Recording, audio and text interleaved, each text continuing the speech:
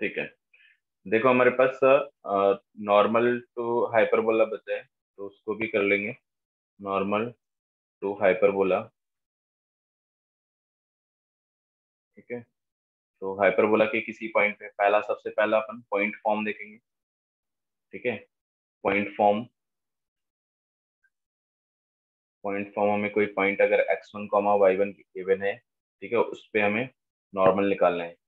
तो ये है आपका हाइपरबोला इस तरह से। ठीक है, अब इसमें से किसी पॉइंट पे अगर हम ऐसे नॉर्मल ड्रॉ करेंगे, ये, तो पॉइंट फॉर्म में तो इक्वेशन क्या होता है? इक्वेशन तो स्टैंडर्ड इक्वेशन हमारे पास क्या है? X square upon A square minus y square upon B square equal to 1। ठीक है, तो इसको डिफ्रेंशिएट करेंगे। इसको डिफ्रेंशिएट कर देते हैं। देखो क्या आ जाएगा डिफ्रेंशिएट करने के बाद। 2x upon A square minus 2y upon B square D Y by D x equal to 0। यहाँ से आपके पास D Y by D X निकल आएगा। D Y upon D X क्या आ जाएगा? 2 से 2 कैंसिल हो जाएगा। बी स्क्वायर एक्स अपॉन ए स्क्वायर वाई।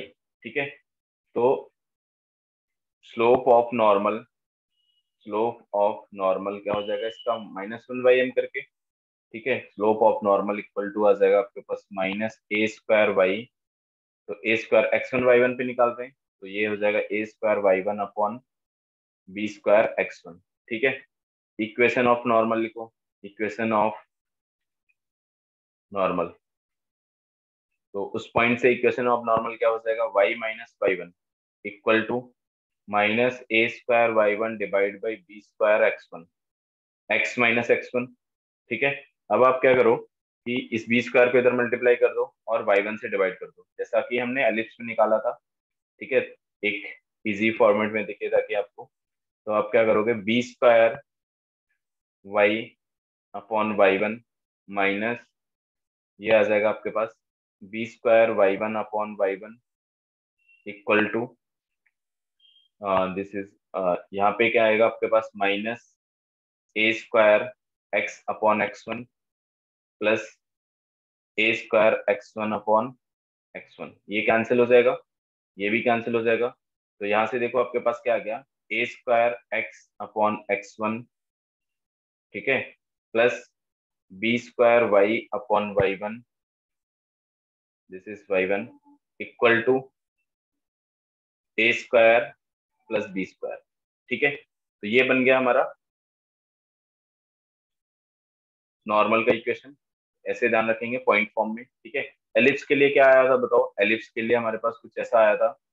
एलिप्स के लिए था A square X upon x1, यहाँ पर माइनस साइन था, बस बी स्क्वायर की जगह माइनस बी स्क्वायर था, है ना? तो ये आया था, याद है? बताओ ऐसा। Yes sir, yes. यहाँ पे क्या हो गया? बस इतना चेंज हो गया, बी स्क्वायर की जगह माइनस बी स्क्वायर आ गया। तो इसको नोट कर लेंगे। इसके बाद हम देखें पैरामेट्रिक फॉर्म में इसको, है ना? अगर हम पैरामेट्रिक फॉर्म में देखें इसका, तो क्या बन जाएगा दूसरा फॉर्म हमारा? Parametric form. तो ये बन जाएगा आपके पास पैरामेट्रिक फॉर्म में। पॉइंट क्या था बताओ हाइपरबोला के लिए? A sec theta comma B tan theta. Peter. ठीक है, तो बस x1 y1 की जगह ये पुट कर देंगे अपन, तो ये आ जाएगा आपके पास। ए कैंसिल होगा। ठीक है, तो ए एक्स कॉस थीटा, ठीक है, minus, okay, plus B y cot theta. ठीक है, b y cot theta equal to A square plus B square. ये हमारा बन जाएगा equation of normal in the form of parametric. ठीक है, थर्ड केस, अगर हम इसको स्लोप फॉर्म में निकालें, ठीक है, तो स्लोप फॉर्म में क्या आ जाएगा हमारे पास? देखो y इक्वल टू, इसको बिल्कुल वैसे ही करेंगे, y इक्वल टू एक्स हो गया। ठीक है, y इक्वल टू एक्स। अब कांस्टेंट टर्म हमें निकालना है, तो कांस्टेंट टर्म हम कैसे निकाल सकते हैं? पैरामेट्रिक फॉर्म को y equal to m x plus c form में कन्वर्ट करने के बाद, ठीक है, एलिप्स के लिए याद है तुम्हें? एलिप्स के लिए क्या निकाला था? यहाँ पे आ जाएगा प्लस माइनस, और ये हमारा A square plus B square. ठीक है, ए स्क्वायर प्लस बी स्क्वायर, इधर m आ जाएगा, और डिनोमिनेटर में आपके पास आएगा A square minus B square M square. तो सबसे बढ़िया चीज है कि हम बी स्क्वायर की जगह बस माइनस बी स्क्वायर पुट कर दें तो इक्वेशन मिल जाता है। एलिप्स में जैसे हमने निकाला था, एलिप्स का याद है आपको? एलिप्स में क्या था, y equal to m x plus minus A square minus B square. ठीक है, यहाँ पर m था डिवाइड बाई, और ये आपके पास आ गया था A square plus B square M square, ऐसा था। ठीक है, तो इसमें और यस हाइपरबोला में क्या चेंज हुआ, बी स्क्वायर की जगह बस माइनस बी स्क्वायर आ गया, तो ऊपर पॉजिटिव हो जाएगा और डिनोमिनेटर में क्या हो जाएगा, नेगेटिव हो जाएगा। कहाँ से निकालेंगे, ऐसे करके एम, इसको अगर हम एम लेट कर लेंगे तो साइन थीटा की वैल्यू यहाँ पे कॉट थीटा के टर्म में कन्वर्ट करके लिखेंगे तो ऐसा बन जाएगा, ये आ जाएगा।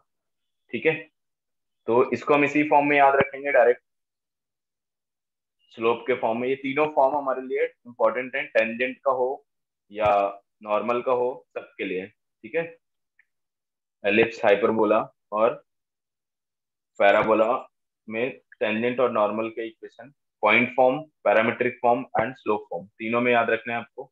ठीक है, इसको नोट कर लो। सर, लिप्स लिख के लो। लिए। ठीक है, तो एक बार यही सेम चीज नॉर्मल अपन रेक्टेंगुलर हाइपरबोला की भी निकाल लेते हैं। ठीक है, तो नॉर्मल टू रेक्टेंगुलर हाइपरबोला। ठीक है, तो ये देखो हमारे पास क्या आ जाएगा, रेक्टेंगुलर हाइपरबोला में पता है कि x y equal to c square format का होता है, x y equal to c square. तो इसका किसी पॉइंट, पहले हम पॉइंट फॉर्म में देखें अगर, है ना, तो पॉइंट फॉर्म।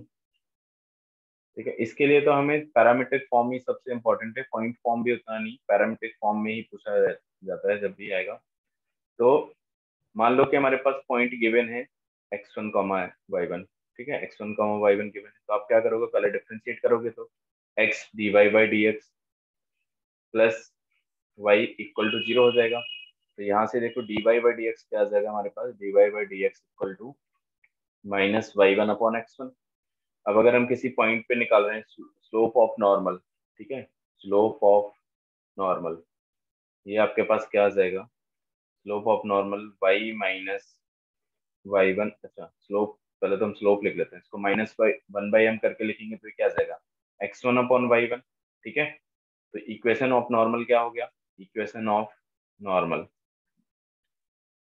ये बन जाएगा हमारे पास y minus y one equal to x minus, slope क्या है, स्लोप है हमारे पास x1 कॉमा वाई वन। ठीक है, x1 अपॉन वाई वन, तो ये पुट करो यहाँ से, x1 अपॉन वाई वन, ये हो जाएगा x माइनस।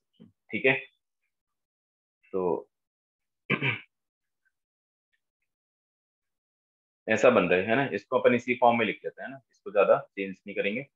ये हमारे पास आ गया है ना, तो इसमें अगर ये पैरामीट्रिक फॉर्म अगर है, ठीक है, तो ये तो अपन कर लेंगे ऐसे, क्योंकि इसको याद भी नहीं रखें तो अपन ऐसे लिख सकते हैं, इसमें कोई दिक्कत नहीं है इतना ज्यादा। ठीक है, पैरामीट्रिक फॉर्म देखो, तो मेन अपने को याद क्या क्या रखना है बिल्कुल, पैराबोला, एलिप्स और हाइपरबोला, जो नॉर्मल हाइपरबोला है उनके लिए slope, equation of normal, equation of tangent, वो बिल्कुल रट के रखना है आपको तीनों फॉर्म में। ठीक है,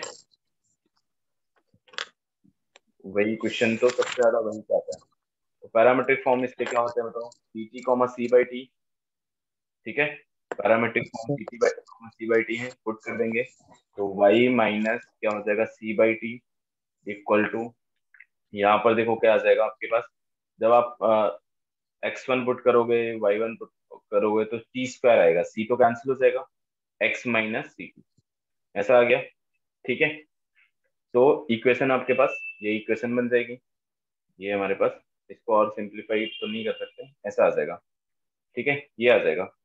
अब अगर हमें स्लोप फॉर्म में भी निकालना हो तो स्लोप फॉर्म में हम क्या करेंगे फिर, है ना, स्लोप फॉर्म में भी हमें क्या करना होगा फिर, इसको आप स्लोप फॉर्म में निकालने के लिए आप ये कर सकते हो कि इसका स्लोप कितना है, देखो बताओ, ये पैरामीट्रिक फॉर्म में जो हमने निकाला इसका स्लोप क्या है,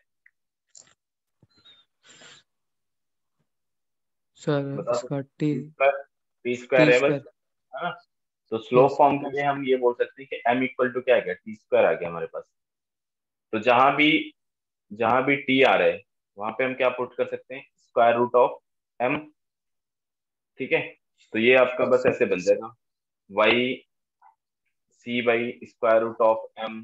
ठीक है, अब ये प्लस माइनस दोनों हो सकते हैं, क्योंकि प्लस माइनस टी की वैल्यू हमारी प्लस माइनस दोनों हो सकती है, तो टी की value plus yes minus sir. दोनों हो सकती है, इसका मतलब एम भी हम पॉजिटिव निगेटिव ऐसे ले सकते हैं। तो बस यहाँ पे रिप्लेस कर देंगे, ये क्या हो जाएगा आपके पास, M X minus C square root of M. Plus minus दोनों वैल्यू रिप्लेस करेंगे तो एक बार ये आ जाएगा और एक बार ये आ जाएगा ऐसे। ठीक है, ये आ जाएगा, यस सर। लो फॉर्म में लिख सकते हैं, कर लोगे। तो सबके लिए कॉमन चीज है कि अपन मेन क्या है, सबसे बेसिक हम यहाँ से स्टार्ट करते हैं कि पॉइंट फॉर्म में लिखते हैं, पॉइंट फॉर्म की जगह फिर पैरामीट्रिक फॉर्म डाल देते हैं, और पैरामीट्रिक फॉर्म पॉइंट पुट कर दो x1 y1 की जगह, फिर उसको स्लोप फॉर्म में कन्वर्ट करना है तो हम क्या करते हैं, यहाँ से स्लोप देखते हैं, स्लोप में मतलब m और t में रिलेशन, फिर t को m के फॉर्म में वापस यहीं पुट कर देंगे तो ये स्लोप फॉर्म बन जाता है। आ गया समझ में? Yes sir. देख लो इसको, नॉर्मल के क्वेश्चन में ज्यादातर हमें पैरामीट्रिक पॉइंट लेके ही करने होते हैं। तो लिखो a normal, a normal to hyperbola. ठीक है, स्टैंडर्ड हाइपरबोला है आपका, standard hyperbola meets axis at m and n। ठीक है, m एंड n, तो दो पॉइंट है हमारे पास, m and n, and line mp and np are drawn perpendicular to axis meeting at p।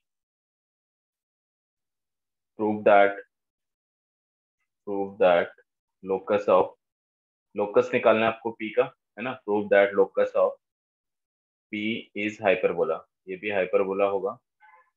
और इसका इक्वेशन आपके पास ऐसा आना चाहिए, A square X square minus B square Y square equal to A square plus B square whole square. ठीक है, इसको try कर लो। ठीक है, ये कुछ हमारे पास ऐसा आ गया होगा, ये नॉर्मल, ये एलिप्स है मान लिया हमने। ठीक है, एलिप्स के किसी पॉइंट पे ऐसे हमने नॉर्मल ड्रॉ किया, और ये कोऑर्डिनेट एक्सिस को जिन पॉइंट पे कट करता था, ये हमारा एन पॉइंट हो गया और ये एम पॉइंट हो गया। यहाँ से परपेंडिकुलर ड्रॉ किया, एक यहाँ से परपेंडिकुलर ड्रॉ किया, ये मान लो पी पॉइंट पे इंटरसेक्ट करते हैं, इसका लोकस एच कॉमा के हो गया, तो एच कॉमा के पॉइंट है। तो नॉर्मल का इक्वेशन लिखेंगे, नॉर्मल का इक्वेशन अभी हमने निकाला था, क्या आया था, नॉर्मल का इक्वेशन ए एक्स कॉस थीटा, ठीक है, minus A x cos theta minus B Y, ये प्लस करके आएगा, plus B Y tan theta equal cot theta आया था ना, कॉट थीटा था यहाँ पे। ठीक है, तो ए स्क्वायर प्लस बी स्क्वायर ऐसा आ रहा था। ठीक है, तो देखो ये नॉर्मल हो गया हमारा इस पॉइंट पे। अब ये नॉर्मल का एक्स कोऑर्डिनेट, यहाँ पे देखो एक्स कोऑर्डिनेट क्या होगा, वाई जीरो पुट करेंगे तो ये आ जाएगा ए square plus B square divide by A cos theta. ठीक है, ऐसा कॉमा जीरो, और यहाँ से देखो आपके पास क्या आ जाएगा, zero comma a square plus B square divide by b cot theta. ठीक है क्या, ये आ गया समझ में? तो जो एच होगा यस। आपका, ये क्या हो जाएगा, ये एच कॉमा जीरो। ठीक है, और ये क्या है, जीरो कॉमा के। तो एच की वैल्यू हमारे पास क्या आ गई, एच की वैल्यू आ गई हमारे पास A square plus B square upon A, और इसको अपन ऐसे लिख देते हैं sec theta tan theta form में, ताकि आसानी से रिमूव हो जाएगा। ये सेक थीटा हो गया। ठीक है, अच्छा क्या लिखा मैंने, ठीक है, और यहाँ पे देखो क्या आ जाएगा, के की वैल्यू क्या आ जाएगी, के की वैल्यू आ जाएगी A square plus B square divide by B tan theta.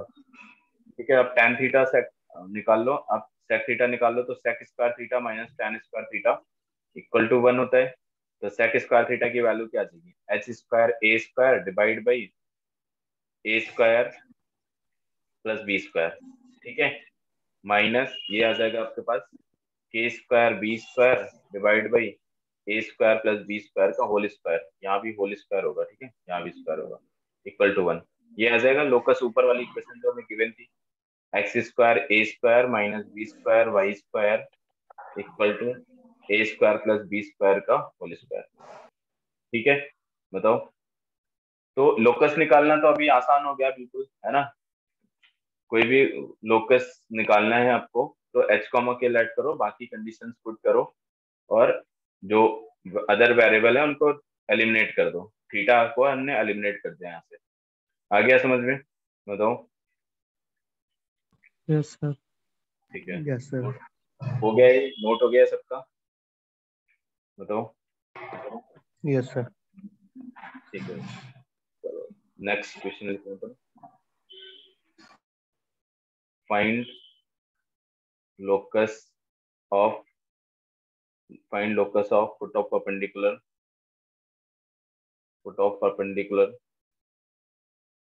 from center upon any normal to hyperbola to standard hyperbola। ठीक है, अभी आपको क्या करना है, एक हाइपरबोला है, ठीक है, ऐसे, और इसके किसी नॉर्मल पे ऐसे ओरिजिन से परपेंडिकुलर डाला गया है जो h कॉमा के का आपको लोकस फाइंड करना है इस परपेंडिकुलर का। कर लो इसको ट्राई, बताओ क्या आएगा। X square plus Y square equals to equal to A square plus B square का होल स्क्वायर। बस ये आ रहा है क्या। Yes sir. देखो एच कॉमा के है तो इस नॉर्मल का इक्वेशन अपन क्या लिखते हैं, नॉर्मल का equation A x cos theta plus B y cot theta equal to A square plus B square हो गया। ठीक है, ऐसे इसका स्लोप देखो कि नॉर्मल का स्लोप क्या रहता है, यहाँ से स्लोप बताओ क्या आ जाएगा इसका, m equal to m one equal to minus A by b और साइन थीटा आ जाएगा। ठीक है, यस यस सर। अब एच कॉमा के ये हमारा पॉइंट है, तो एच कॉमा के इसको सेटिस्फाई करता है, एच कॉमा के इसको सेटिस्फाई करता है, तो बताओ क्या इक्वेशन हो जाएगा, a h cos theta plus B y cot theta. अच्छा, बी की जगह के, वाई की जगह के पुट कर देता अपन, ठीक है। सो ये हो गया k cot theta equal to A square plus B square, साथ में ये m2 स्लोप कितना हो जाएगा बताओ, k बाई एच। ठीक है, तो पहली चीज तो हमारे पास m1 वन इंटू एम क्या होना चाहिए, -1, क्योंकि परपेंडिकुलर है। तो यहाँ से देखो क्या आ जाएगा, minus A by B sine theta into K by H equal to -1, minus minus cancel हो गया। अब साइन थीटा की वैल्यू क्या आ गई आपके पास, साइन थीटा की वैल्यू आ गई B H by A K. ठीक है, ये आ गया।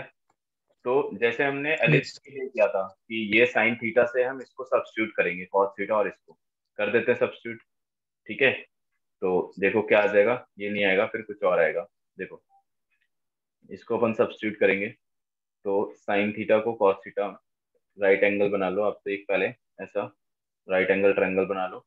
साइन थीटा हमारे पास क्या हो गया, बी एच अपॉन ए के।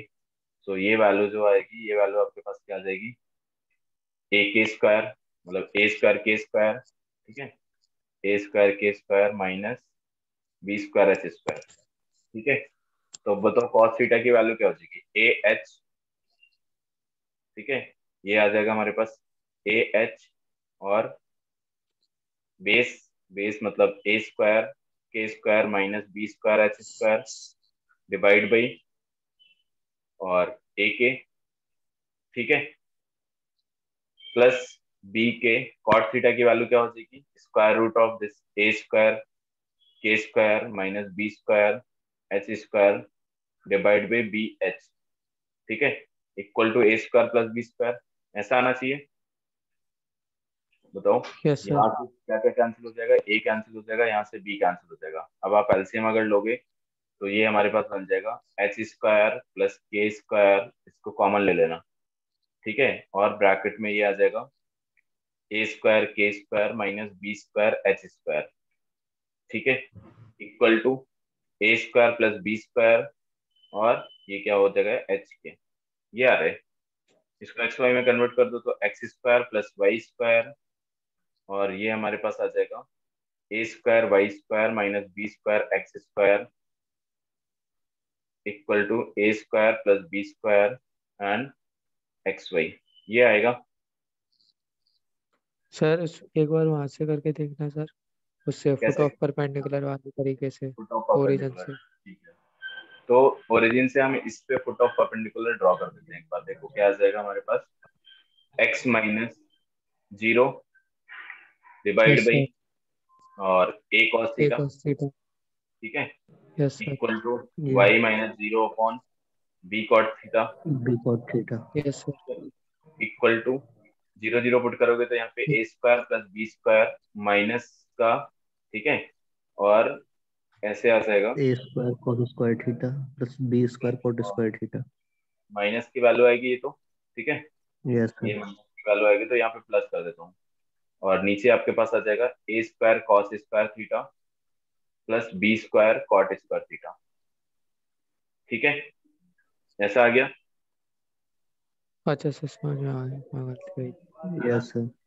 तो अब हम क्या करेंगे, यहाँ से थीटा निकालना पड़ेगा हमें कहीं से एलिमिनेट करने के लिए, इन दोनों से ही थीटा निकाल लो, ठीक सर है, पहले एच से सर। इन दोनों से, हाँ एच से सेटिस्फाई कर, मतलब एच कॉमा के तो ये है ही है, चलो है ना, इसको एक्स वाई को हम एच कॉमा के समझे, तो यहाँ से हम थीटा रिमूव, थीटा निकाल सकते हैं, और वो थीटा इसमें सब इसमें पुट कर देंगे, और कोई भी एक इक्वेशन ले लो आप, जैसे ये ले लो, इन दोनों को इक्वल करो और थीटा की जगह हम वैल्यू पुट कर देंगे, तो यही आ जाएगा, ठीक है।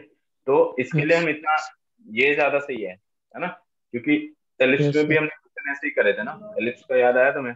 एलिप्स में हमने क्वेश्चन यही करे थे कि एच कॉमा के को उसमें सेटिस्फाई करते थे, और फिर टेन थीटा की वैल्यू ऐसे पुट करे थे, कॉट थीटा की वैल्यू पुट करी थी 1/1 माइनस बी स्क्वायर के square divide by H square, ऐसे आया था, ठीक है। तो लास्ट का रिलेशन कैसे है ये बताना है तो फिर से। कौन सा वाला? x-0 by a cos theta is equal to x-0/a cot theta, इसके बाद लास्ट वाला ये, यस सर ये लास्ट।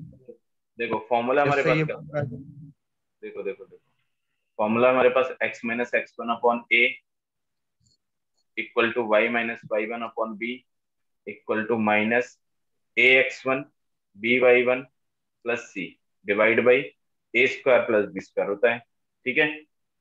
तो यस सर। इसके लिए लिख रहे हैं ना हम, इसके लिए लिख रहे हैं ना, तो इनको इधर ले आएंगे, तो ये माइनस की वैल्यू होगी तो प्लस हो जाएगा यहाँ पे प्लस हो जाएगा, नीचे देखो a कितना हो गया, a cos थीटा स्क्वायर लिखेंगे प्लस b स्क्वायर लिखेंगे, ऐसा आएगा, यस सर आ गया।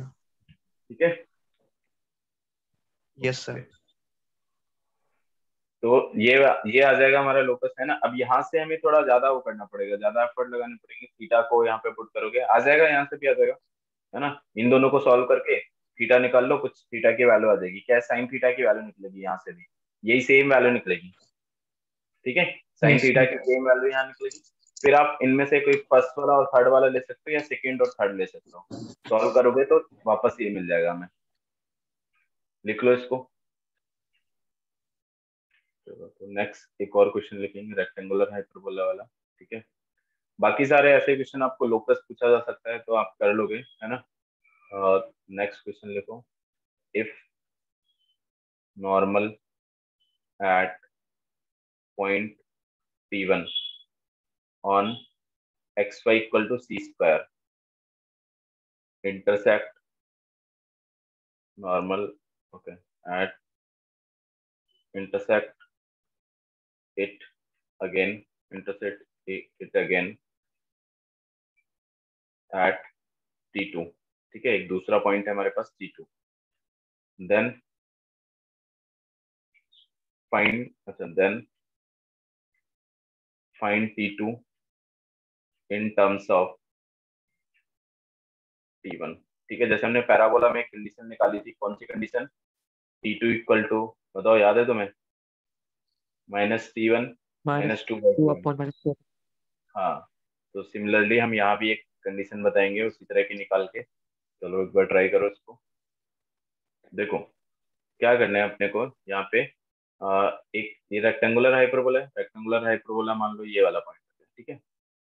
तो इसके किसी पॉइंट पे नॉर्मल, ठीक है, इसके किसी पॉइंट पे हमने नॉर्मल प्लॉट कर दिया और ये कहीं दूसरे पॉइंट पे मिलता है T2 पे अगेन, ये मान लिया हमने T1 है, ठीक है। तो अभी हमने नॉर्मल का इक्वेशन लिखा था वहां पे, तो नॉर्मल का T1 के टर्म में स्लोप क्या आया था? T² आया था, बताओ।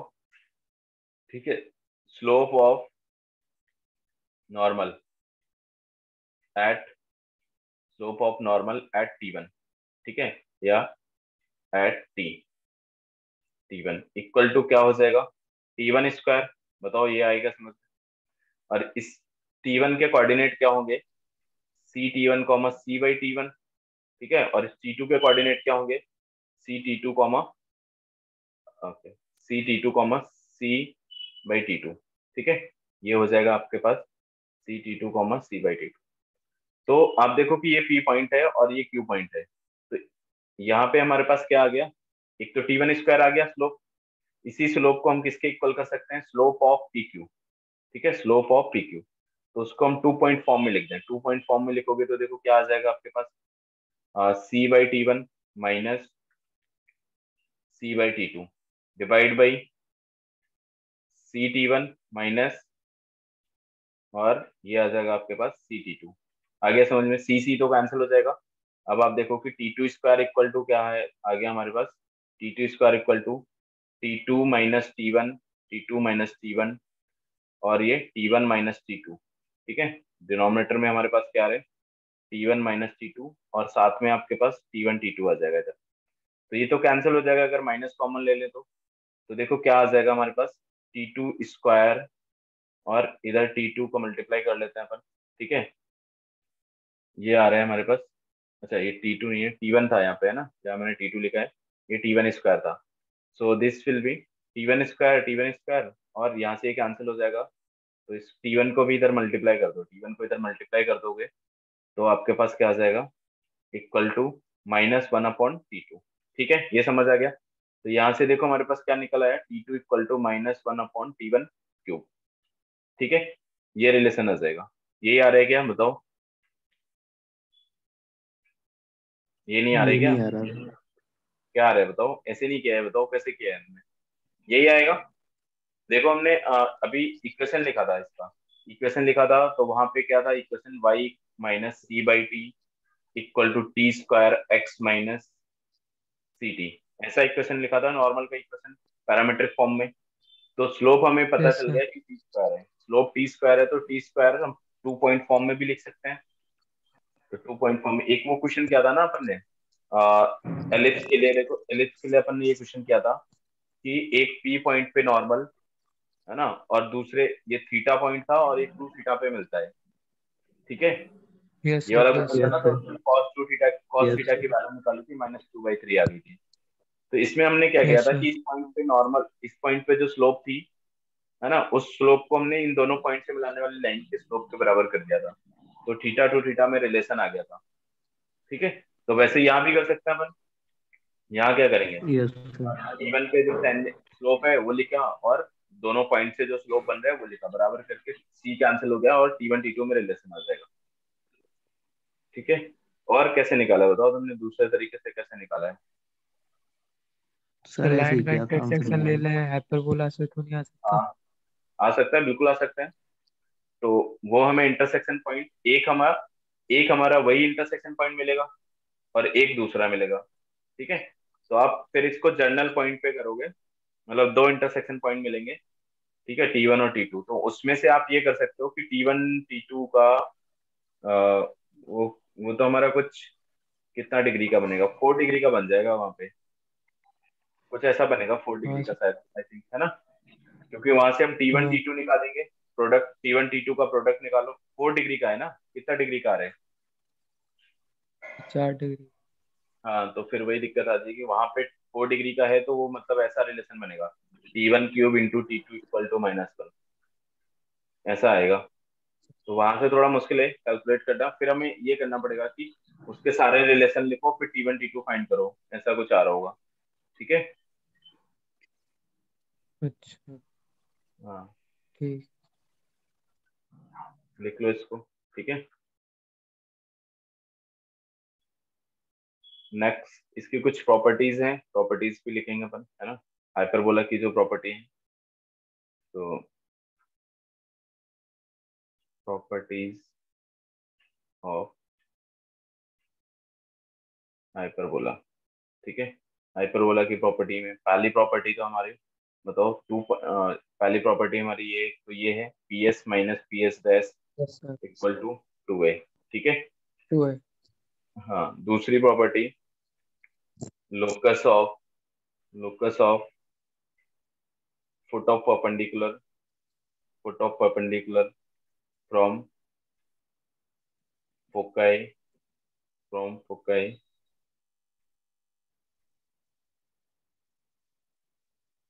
फ्रॉम एनी फोकाई, है ना, यहाँ पे लिखता हूँ from any foci to any tangent is auxiliary circle. ठीक है। ये क्या था हमारा, ये ऑक्सिलरी सर्कल बिल्कुल पैराबोला और एलिप्स की तरह। यहाँ पे एक ये हम ऑलरेडी प्रूव कर चुके हैं, है ना।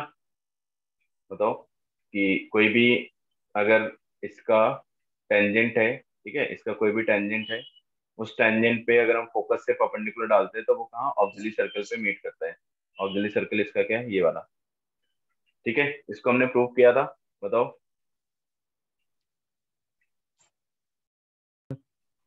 यस कर लिया सर। है ना पहले क्वेश्चन। ठीक है। तो ये ध्यान रखेंगे, बिल्कुल एलिप्स में भी यही सेम चीज होती थी। एलिप्स में क्या था, एलिप्स में हमारे पास कोई भी टेंजेंट है, और एलिप्स वाला तो हमने किया था, है ना, वो ऑक्सिलरी सर्कल पे मीट करते हैं। ठीक है, इससे भी हम जो परपेंडिकुलर डालते हैं वो भी ऑक्सिलरी सर्कल पे मीट करता है।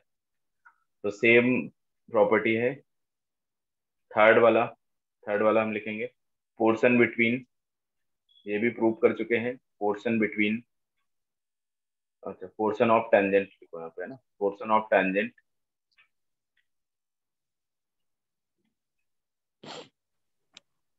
Between point of contact and directrix. Point of contact and directrix subtend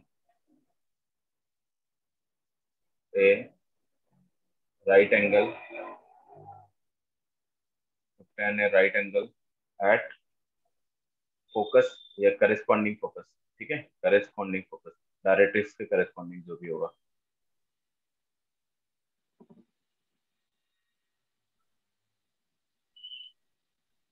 ठीक है, बिल्कुल यस सर। पैराबोला और एलिप्स के लिए, लाइक पैराबोला, जैसे हमने वहां पे किया था, लाइक पैराबोला एंड एलिप्स।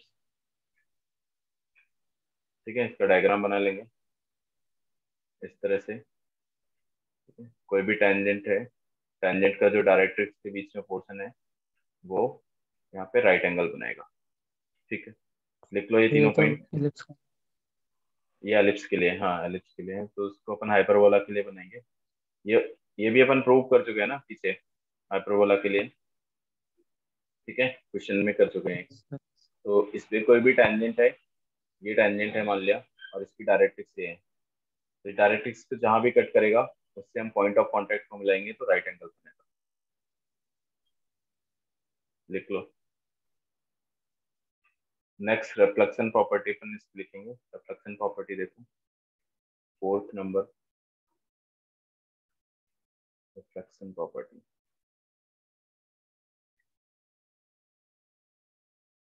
ठीक है, देखो कोई भी हाइपरबोला है ना, उसकी एक फोकस से किसी इस पे पॉइंट कट अगर टच करता है ना, यहाँ पे कहीं भी इस फोकस से हमने यहाँ पे मिला दिया पी पॉइंट को, और दूसरी फोकस से हमने इसको मिला दिया। ठीक है, ये हो गया एस और ये हो गया एस डैश। तो जो इसकी टेंजेंट होगी वो टेंजेंट इसको बाइसेक्ट करेगी, इस एंगल को एस पी एस डैश को, ठीक है, मतलब this angle equal to this angle, ठीक है। तो मतलब इसका जो नॉर्मल होगा वो क्या होगा,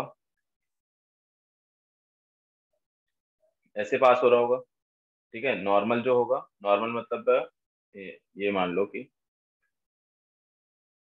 नॉर्मल इसके एक्सटर्नल एंगल को बाइसेक्ट करता है। इसको अगर मैं एस पी को एक्सटेंड करूं यहाँ पे, तो ये आ गया, ठीक है।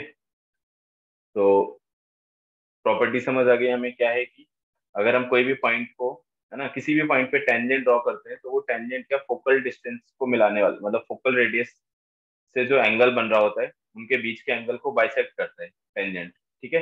एलिप्स में क्या था, एलिप्स में नॉर्मल बाइसेक्ट करता था और टेंजेंट एक्सटर्नल एंगल को बाइसेक्ट करता था, ठीक है।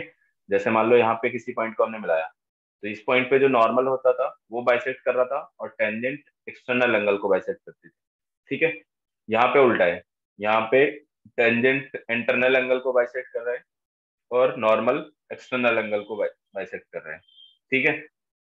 तो इससे यस सर। रिफ्लेक्शन प्रॉपर्टी क्या निकल के आएगी वो देखो, कि अगर अपन मान लें कि इस, मतलब यहाँ से कोई रे आ रही है इस फोकस से, तो वो रे कहाँ पास होगी बताओ, इस हाइपरबोला से रिफ्लेक्ट होने के बाद इधर इधर साइड जाएगी, क्योंकि नॉर्मल तो उस पॉइंट पे नॉर्मल यस तो सर, ये बन कवर गया, कर रहा ठीक है, ये नॉर्मल बन गया। तो नॉर्मल से इक्वल एंगल बनाने वाले डायरेक्शन में ये हमारे रिफ्लेक्टेड रे ऐसे आ जाएगी। तो मतलब अपन ये बोल सकते हैं कि P S S P direction में जाएगा बाहर की तरफ, ठीक है। ऐसे अगर यहाँ पे मैं नॉर्मल बना दूं, तो अपन रिफ्लेक्शन तो अपन ये बोलेंगे कि हाइपरबोला से रिफ्लेक्ट होके दूसरे फोकस से उस पॉइंट को मिलाने वाली लाइन जो है उससे दूर की तरफ रिफ्लेक्ट होके जाएगा, ठीक है, एस पी है। तो प्रॉपर्टी क्या है वो देखो, प्रॉपर्टी है tangent, tangent bisect, bisect angle between focal, between focal radii, tangent bisect angle, angle between focal radii, ठीक है। ये दोनों फोकल, अब एलिप्स के लिए ये क्या था, नॉर्मल था, ठीक है, तो यहाँ पे लिख लेना नॉर्मल इन एलिप्स, ठीक है। और रिफ्लेक्शन कहाँ से पास होगा वो देख लो, कि अगर अपन इसकी रिफ्लेक्शन प्रॉपर्टी लिखें तो यहाँ पे ये पॉइंट नोट कर लेना। अच्छा, इसके साथ नॉर्मल भी लिख लो। नॉर्मल क्या है, नॉर्मल हमारा बाइसेक्ट, बाइसेक्ट एक्सटर्नल एंगल, ठीक है, external angle between focal radii, ठीक है। बस ये नोट कर लो तुम, है ना। और आपको ये तो पता चल ही जाएगा कि अगर एस एस डैश से कोई ऐसे मान लो कि ये कोई रे है, इनकमिंग लाइट रे, ठीक है, इनकमिंग, इनकमिंग लाइट रे एस डैश पी, ठीक है। और रिफ्लेक्ट होने के बाद क्या होगा, reflected ray, reflected, reflected ray goes to direction, goes to the direction S P, ठीक है, एस पी और एक्स, एस पी को अपन ऐसे यहाँ पे कोई पॉइंट ले लेते हैं एस पी एन, ठीक है, तो एस पी एन लिख लो इसको, ठीक है।